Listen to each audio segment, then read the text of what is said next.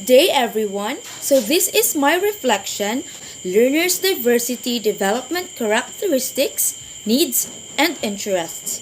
Number 1. While you were observing the learners, did you recall your own experiences when you were their age?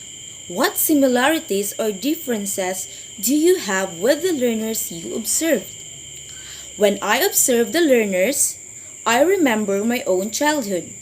Like them, I was a naughty child. I enjoy playing all of the time and walking throughout our classroom. I also enjoy talking with my classmates and playing inside the room. Like them, I'm also fond of answering in class recitations. For me, recitation is very much important to test myself if I really understand what our teacher taught to us. The differences that we have is that I have this attitude that I love to sit in front of the class because I love listening to my teacher's discussion. Unlike the students, I observe they love sitting on the back. Number 2. Think of a teacher you cannot forget for positive or negative reasons.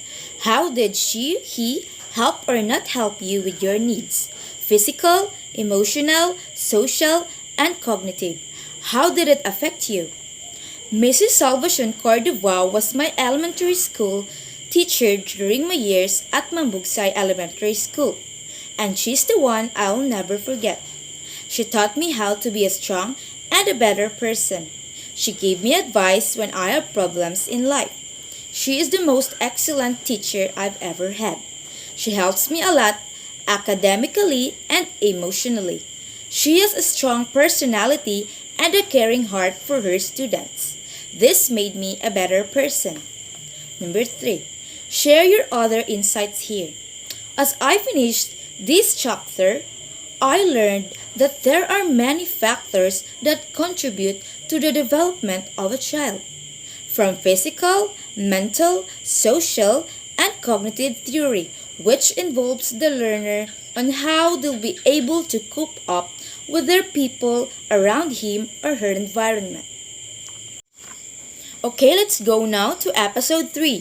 Focus on gender, needs, strengths, interests, experiences, language, race, culture, religion, socio-economic status, difficult circumstances, and indigenous people. How did you feel being in that classroom?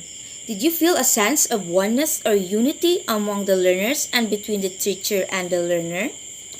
When I am in the classroom, I felt very awkward because some of the students are looking at me. I had the impression that some of them did not cooperate or participate in activities because they simply listened. Everything is silent because some of them are quiet, but many of them have a good interaction between students and teachers. Recall the time when you were in elementary or high school. Recall the high and low achievement in your class. How did your teacher deal with differences in abilities? Was your teacher effective? When I was in elementary school, my teacher was always fair to us. She is very effective and approachable because she assisted us with things that were difficult for us. She also provides additional examples to help us understand the topic.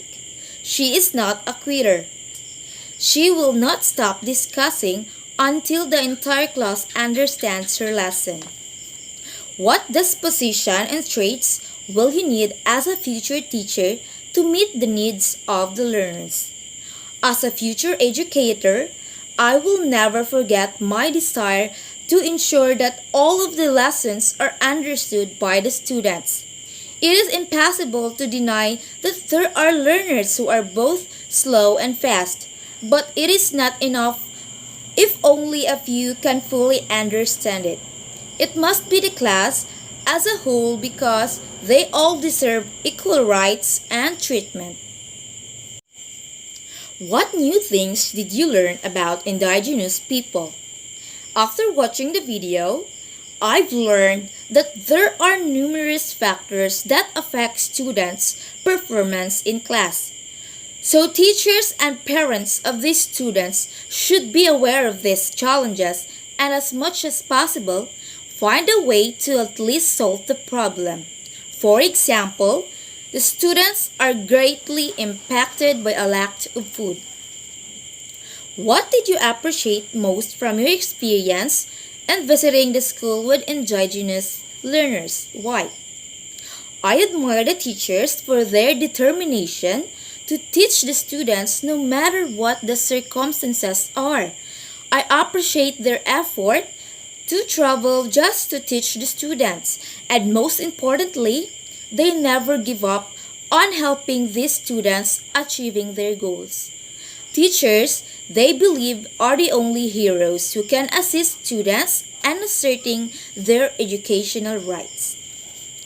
For indigenous learners, as a future teacher, I promise be open to and respect indigenous people by mindful and respectful to my choice of words, letting them express their opinion about the lesson even if it is bound with their beliefs and I give a respectful regards to it. Advocates for indigenous people's education by willingly accepting indigenous students to blend in class, provide them inclusive learning environment, freedom of expression, respect, enjoyment, and free from discrimination. Okay, let's go now to episode 4, Learner Diversity, the Community, and Home Environment. Reflect on your own development as a child. What type of parenting did you experience? How did it affect you? For me, the parenting style I've experienced is authoritarian. When I was a child, my parents are always keep reminding me of the rules in our house. They give me advice to not go with friends who are bad influence because it can harm my future. The way they taught me affects my studies in the sense that instead of going out with friends, I'd rather choose to work with my school activities and focus on my studies. I'm blessed to have them because they are guiding me to be a successful one someday. As a future teacher, how would you establish good home-school collaboration? How can you work well with your parents? How can you help them? How can they help you? By observing the behavior of the learner in my class, I was able to establish good home-school collaboration. I would be responsible enough for their attitude. Parent has an important role in their child's learning development. If I will become a teacher, someday I will choose to call up the attention of every parents that have a seminar in regards to their children's needs, psychologically and emotionally. Episode 5. Imagine yourself organizing your classroom in the future. In what grade year level do you see yourself? What routines and procedures would you consider for this level? Why? When I visualize myself organizing my classroom in the future, I picture myself dealing with pupils in grade 1. If I'm dealing with grade 1 students, I will use routines or procedures that are appropriate for the age group. For example, when the class begins, I will teach them to pray first before doing anything else. And I will hint that there will be a storytelling session to their interest before gradually moving on the subject matter in a way that they will not feel threatened but rather enjoy. I could also use dance routine and singing a song to get the students' energy up. I also provide a few minutes for rest because the students will become tired as time and activities pass. Minutes of rest will assist them in regaining their strength. Make a list of the rules you are likely to implement in this level. Why would you choose these rules? First, uniform of the students should be worn properly. Second, school ID should always be present. Third, boys should observe proper haircut. Fourth, boys and girls should observe proper hygiene all the times. And lastly, the students should raise their hands if they want to say something.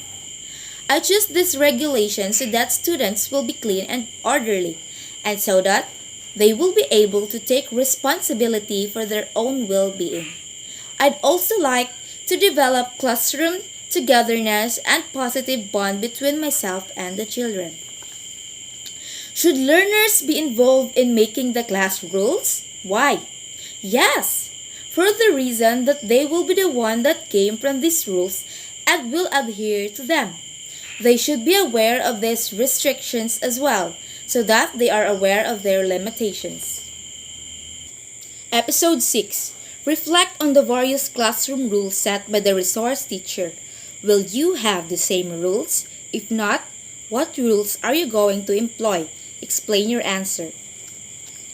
Each of us has different ideas on how we are going to make rules in our class. As a teacher, you of course need to establish general rules of conduct for your classroom. So these are the list of my rules. First, treat others as you would like to be treated. Second, respect other people and their property. Third, laugh with anyone but laugh at no one. Fourth, be responsible for your own learning. Fifth, come to class and hand in assignments on time. And lastly, do not disturb people who are working. Okay, so that would be all. I am Mary J. Lopez. Thank you and God bless.